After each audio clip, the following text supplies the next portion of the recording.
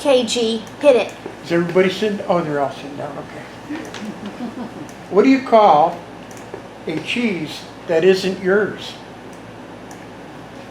Nacho cheese. Nacho cheese. God, he must have read it. What do you call a cow with no legs? Steak. Ground beef. And did you hear about the claustrophobic astronaut? He just needed a little space.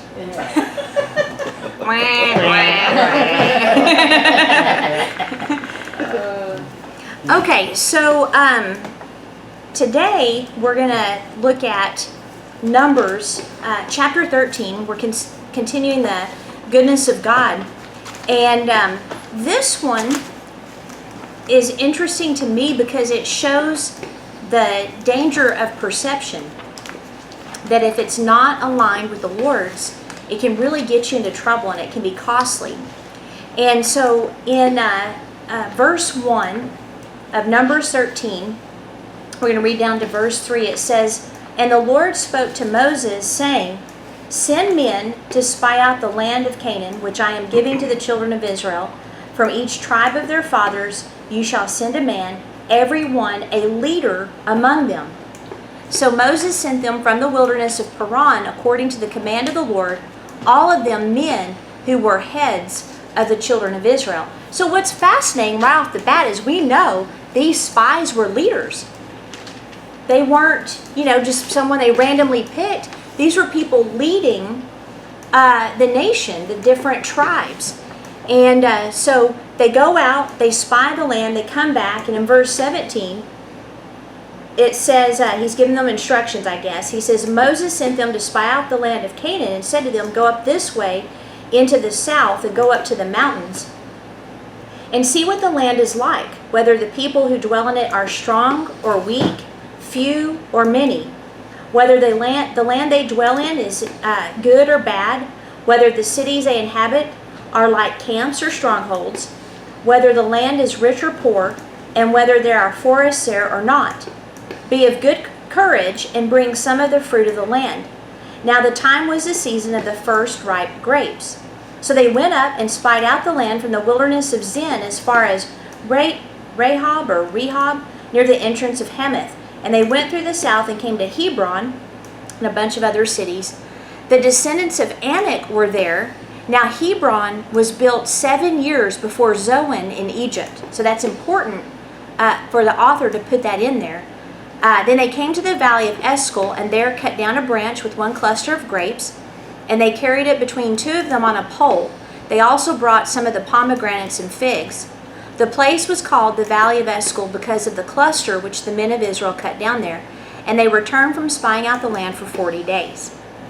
Okay, so real quick, the word spy means to explore, to seek out, and to spy out. So he was taking care of a couple things here in this passage. He wanted them to get a feel of the land because they're about to invade it. So he wanted them to see, okay, these are the strongholds, these are the areas that you need to be aware of, but he was also giving them aspiration. He was showing them what was going to be theirs. Because in his mind, it's already settled. So he was provoking vision. They were going to have houses that were already built. They had vineyards that were already planted and ripe, and the land of milk and honey. So he wanted to create that picture for them because aspiration is one of the most powerful emotions you can experience. And y'all have heard me say this repeatedly, that in marketing you can go with a pain point.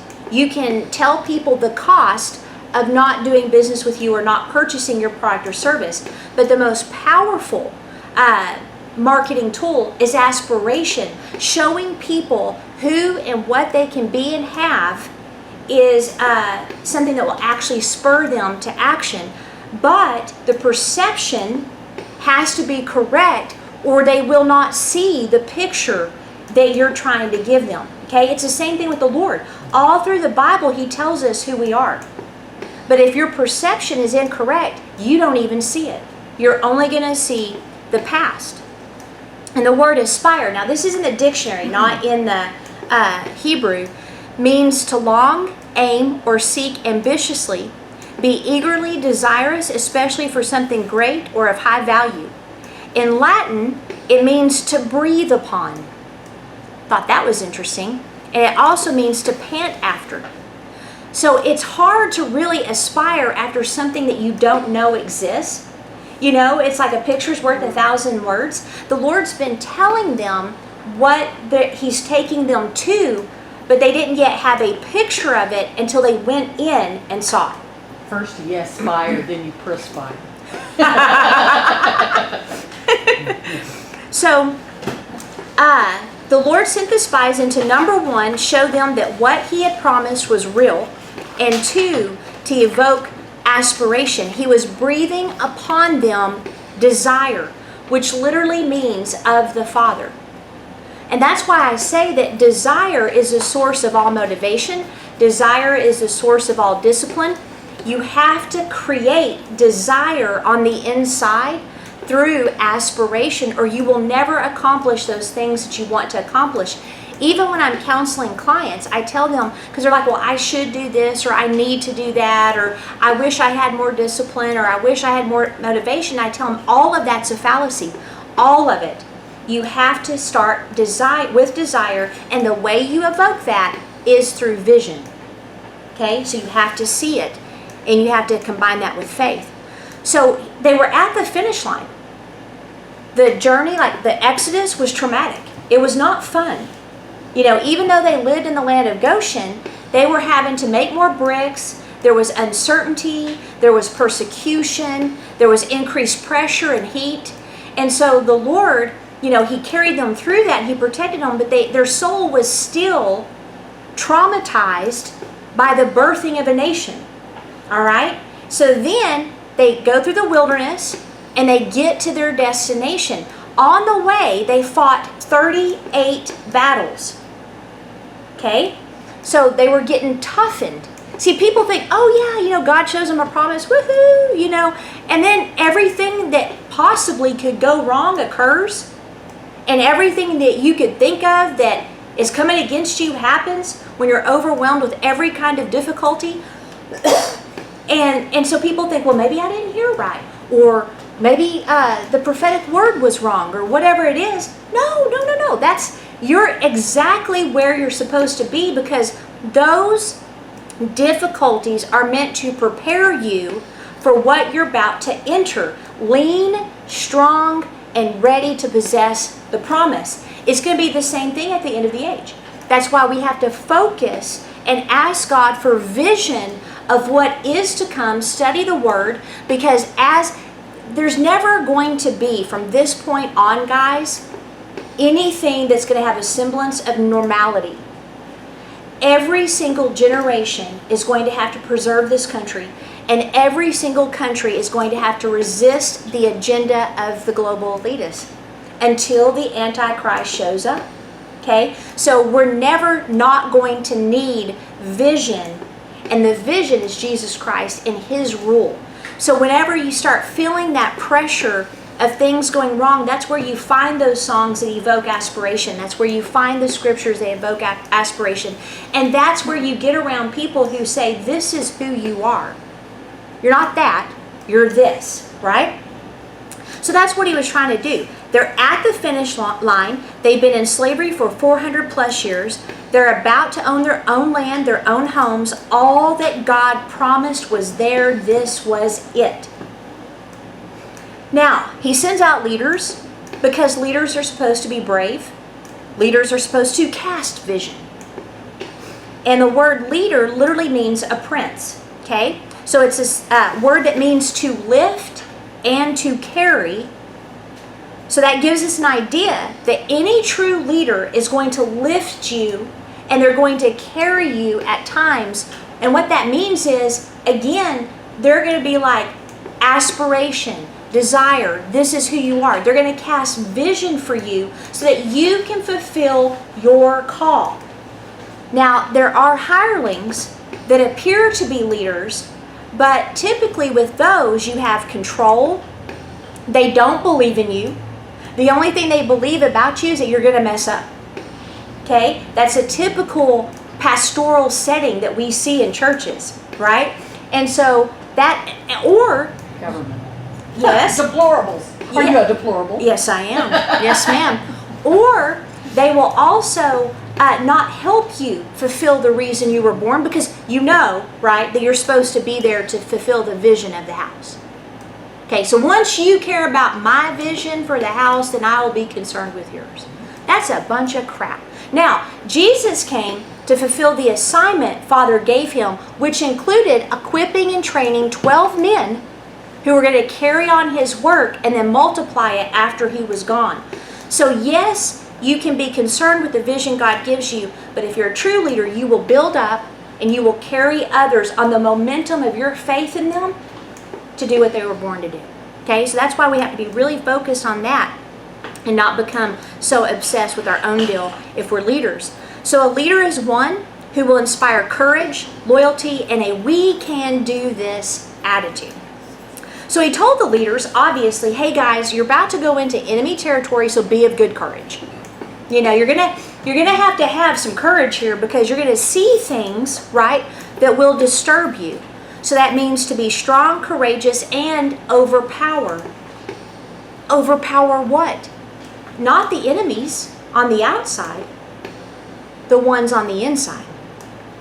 You have to learn, if you're going to be a leader, to overpower the enemies that are internal, because it's always intangible first. So like, for example, I told you guys Friday, that, I think Roberta might have asked, how did you feel, or, how was it, were you sad, or so I don't remember what you asked Friday. And I was like, a low grade anger is what I felt.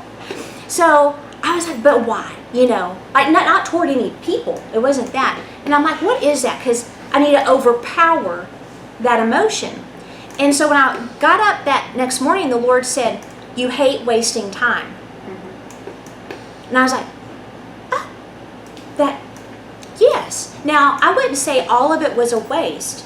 But when you go through things and you're looking at stuff, it's like, man, have I wasted time? I mean, this feels like I've wasted time.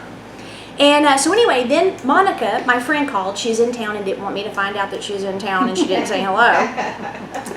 So she called and she said, what's going on? I said, oh, you wouldn't believe what's going on. So I went down the list of Dad and, blah, blah. And so I told her about that. And she said, this helps me. So maybe this will help you. I'll pass it on.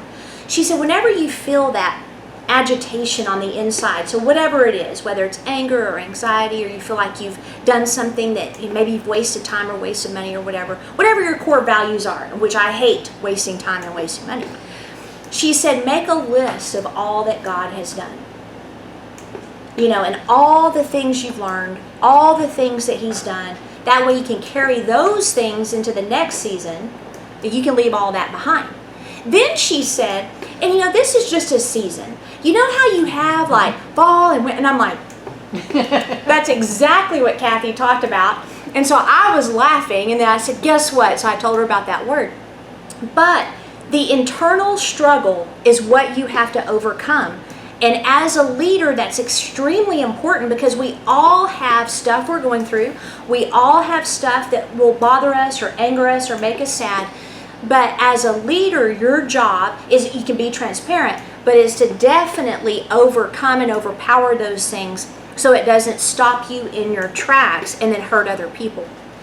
So Moses told him that because anytime God calls you to a new thing and to step in a new land, the largest battle you'll face is inside you. And it can be fear, doubt, laziness, complacency, anger, whatever it is.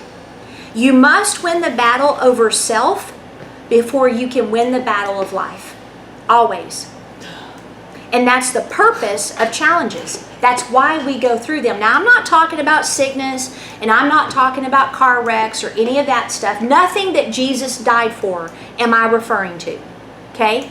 But I am referring to times of challenge where the enemy will go against the word of God in your life to try to get you to stop. And that's when you go deeper. Okay? So the Israelites had not had any experience in battle for 400 plus years until they started going toward the promised land. Moses knew that courage was going to be needed because The eye gate is one of the most powerful for either supporting courage or robbing courage. That's why it's crucial that you're very aware of what you're seeing. Now, I'm not talking about the external eye gate, although that can be, I'm talking about what you see in your imagination. Because remember, if we go over to Ephesians chapter 1, and this isn't in your notes, but in Ephesians chapter 1, your eye can either help you or hurt you. In verse 18, it says, the eyes of your understanding being enlightened. So the eyes of your understanding is the picture in your imagination, literally in the Greek. So whatever you behold in your imagination is what you become. So you have to watch that eye gate. And I'm not getting into New Age where they have that third eye stuff. I remember one time I went to get a massage before Chrissy Masterson had her license. And the lady didn't seem like she was one of those weird people, but she does a massage. She had Young Living oils, and I had experienced some detoxing before, so she put like a little bit of peppermint and lemon, to help with nausea. And then she dabs me here. I'm like, what's that? And she goes, well, they say that's where your third eye is. I said, hey, I got 4. I don't need no third one. Don't ever do that again. And I'm wiping it off. I get in the car, break off witchcraft, break off everything. But there is a truth that your imagination is here, and it goes up into your thinking. Your cognitive ability to see comes from the soul. So that's why when the person that died, that Lazarus would eat the crumbs, and he gets into, Hades, both of them are actually in Hades, but one is in Abraham's bosom, one is not. He was still able to think and to reason, because the mind is not necessarily the brain, okay? But it will impact the brain. Now, sure enough, they go in there, they find good fruit, good land, forests. They saw but they also saw the descendants of Anak. Who on earth are the people of Anak? They're the Anakim. They were a race of giants that descended from Anak, the son of Arba, the Canaanite, who founded the city of Kiriath Arba, or Hebron. Okay, so that's why he pointed that out. The giants built Hebron. Now, that's tied to the Nephilim. And so it's important to understand all that, which we've talked about in the past. But they built that city, and they lived primarily in southern Palestine. Now, I just said their name. How do you say it? Anakim? They were physically huge. They terrorized the Hebrews, and they're described as descendants of the Nephilim, the mythological giants who were the offspring of the union of angels and human women. Now, this is all the people in the Bible. Now, we know that the giants were destroyed in the flood. So people are like, well, how could they be back? Well, let me show you here in Genesis chapter 4. This isn't in your notes either. Verse 3. So this is after Cain and Abel. They're grown up. And it says, in the process of time. Oh, wait a minute. Oh. Nope, I'm sorry. Go to chapter 6.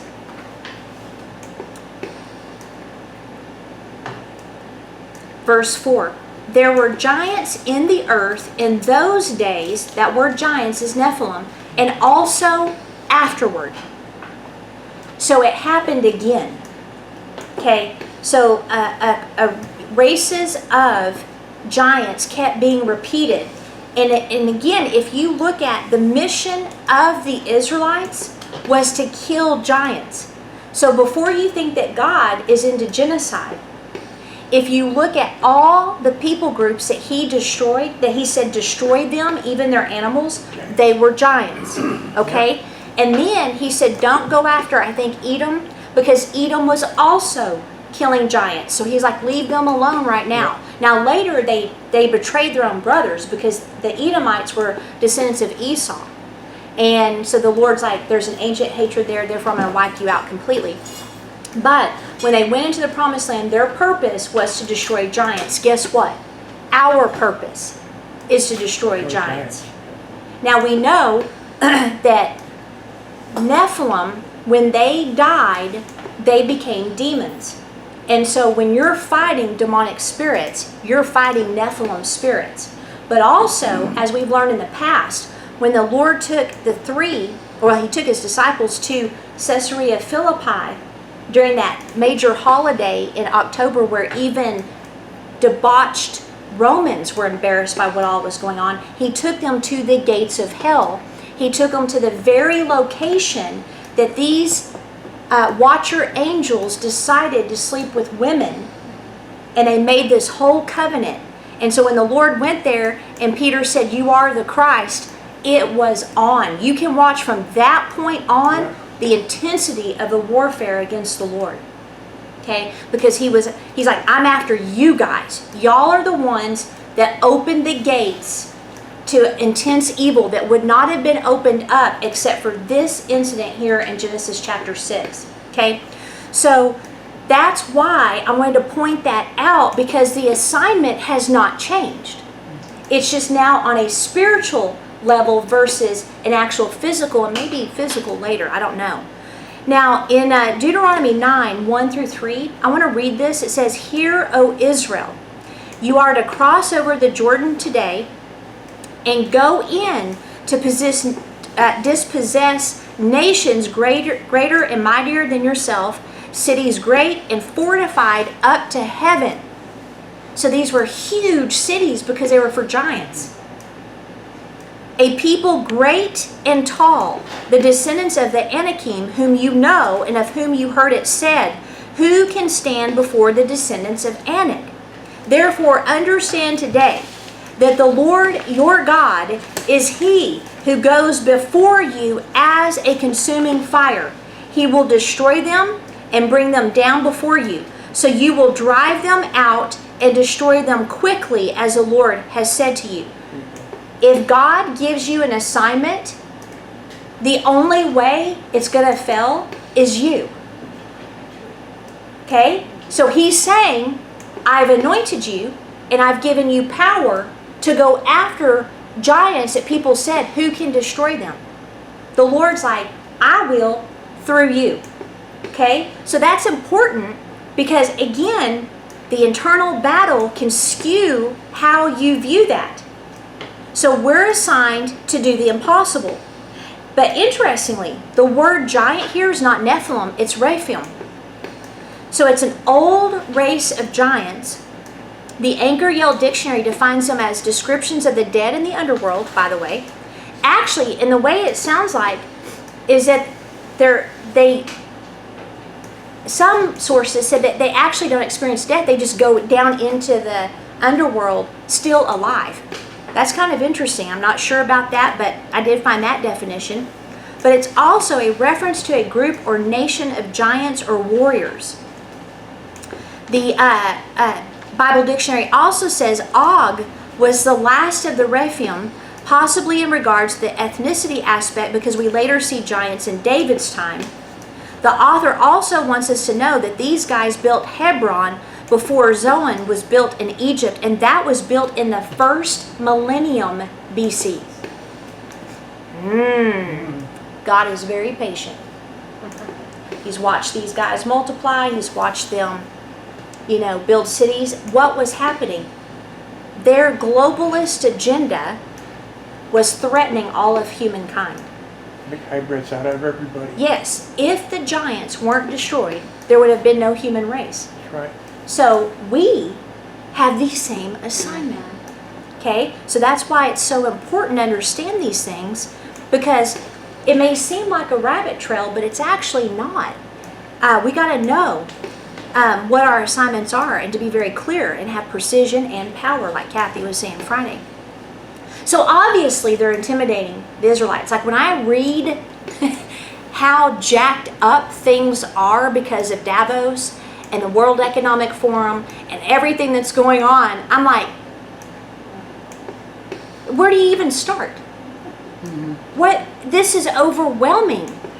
And so anyway, this is our assignment. So in fact, the terror of the Anakim caused them to rebel against God, revealing fear will kill aspiration, just like that. You cannot fear what is coming, or you will not have correct vision. The secret is realizing that the giants you face are what prepare you for the very thing and person you aspire to be. And I thought it was interesting too on that, where it says that today the Lord your God is He who goes before you. And we know in battles, the generals don't go first. They're behind. Mm-hmm. They send the peons ahead, and then they are watching and making adjustments, etc. But I think it's very interesting that God goes Before them.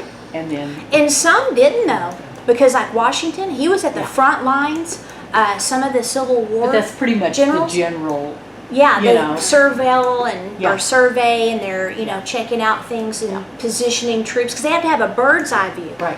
which the Lord has like the biggest Right. bird's But eye I view think that's ever. a Praise and difference worship team in went first. that's a difference in being the Lord's army. Is He's going to go ahead. Yep. He's not going to be the general behind Well, us. like Jesus, like Gigi just said, and then Judah went next because they were praise and worship, right. releasing a sound that terrifies the enemy.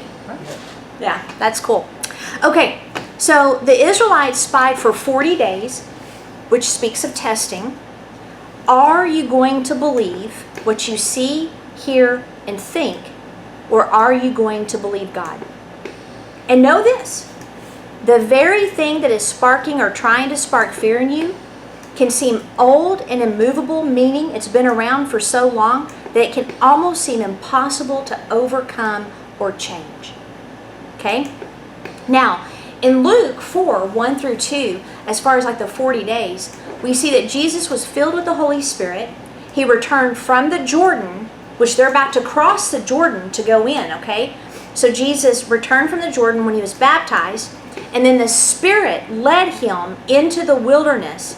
He was tempted for 40 days by the devil, and in those days he ate nothing, and then afterward, when they had ended, he was hungry. That's my kind of fast. I'm believing for that.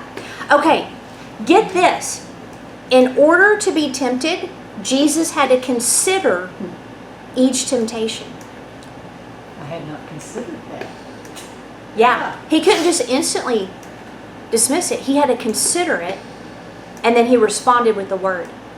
Now, I want to tell you guys, this is important, because the language that is out today in our world hides evil, insidious agenda behind very nice sounding ideas. Let's end world hunger. Well, the way they want to end world hunger is so that no one owns any property, personal property or land, and they control the food. Okay? And So population. and Yeah. population. So you've got to, okay, let me consider this. And they're very good at putting all this in flowery, abstract ideas, and you're like, well, that sounds good. And then you dig in, you're like, wait a minute, that doesn't sound good. And by the way, Germany, I've pondered this for a long time, and no offense to people that are German, but these people need to get their crap together, because ideas keep coming out of Germany that cause world wars. World War I, World War II, you have Klaus Schwab, who is the one that founded the World Economic Forum in 1971. You've got think tanks in our country that are German-based that Right. are Marxist. And I'm like, what is your problem, Germany? You know what? You got borders, right? You got borders. You keep your stuff in your border. If you guys want to be socialists, that's fine. Here in America, the smelly Walmart people with weapons, we don't want any of your Marxist ideas, right? So that's the situation, that we've got this country that keeps sparking worldwide things that are not good for our country, and we're their enemy because we're a superpower. So I don't know what their problem is, but maybe they need to figure it out. I honestly think they are so analytical and logical and by the rules that they've almost made information their god. Oh, it's absolutely so their if God. you have if you have some kind of information that not everyone has, then you are powerful. And they have been, the Marxist thing has been for a long time, and that's why they fell in the World War I and World War II, and they keep repeating their mistakes. But we need to pray on this Germany thing, because the Lord just keeps highlighting. I'm like, what is coming out of you guys? Why is that such a root? And hopefully people that live there that are Spirit-filled Christians can begin to address and shift things, because it's strange. It's really strange. Okay, so he had to consider each temptation. He examined the temptation in light of the Word, and then he concluded, that's not truth, nor is that God's will. Isn't that interesting? So whether it's elitists that think they know everything, or it's pastors that think they know everything, or it's, whatever it is, whoever is around you and they think they know everything, if they're telling you stuff and you're like, I need to consider that, I need to put that in light of the Word, do it. Because there's people that believe God is in control. Let's examine that in light of the Word. He's in charge, not control. Or, God gave me cancer so I could learn humility. Really? Well, let's consider that in light of the Word. So we don't need to be receptacles just receiving whatever ideas shoved down our throats. We need to examine. Even if it sounds like sound teaching, you need to examine. Well, and I think this abortion is a perfect example. I think, and my response was, I don't care what you think. Yeah. I don't care what I think. Right. I care what God thinks. Says. And what God says, and what He says is X, Y, and Z. Yes. Yeah. And like Ken's, situation as far as the institutional Christianity, right? So we've got to be aware that these progressive ideas are going to cause us problems. Okay. Now, this was an example of Jesus believing what God said over what the enemy said. Now, guys, he lived as a man. So he had to study the Word. He had to know the Word, so that when the enemy came with temptation, something that sounded reasonable, he was able to say, no, that's not God. Because just so you know, guys, the enemy didn't show up in his little, red suit with his horns and his pitchfork. He tempted the Lord in his thinking. So you got to know that. They were thoughts. And Eve. Yeah, really. And that's the exact opposite of what Adam and Eve did. They should have considered it in light of what God said. You got to do the same. If your soul is telling you something, you need to be like, wait a minute, is this God's Word? Is this what He's told me, whether prophetically or in the Scriptures? No. So I'm not going to entertain that thought, right? So I want to bring it back down to us as individuals. And the ability to do that has been given to us because we have the same Spirit that was in Jesus Christ. Okay, now back to this whole spy thing. So in verse 26, it says, now they departed, and they came back to Moses and Aaron and all the congregation of the children of Israel in the wilderness of Paran at Kadesh. And they brought back word to them and to all the congregation, and they showed them the fruit of the land. Then they told him and said, we went to the land where you sent us. It truly flows with milk and honey, and this is its fruit. Nevertheless, the people who dwell in the land are strong. The cities are fortified.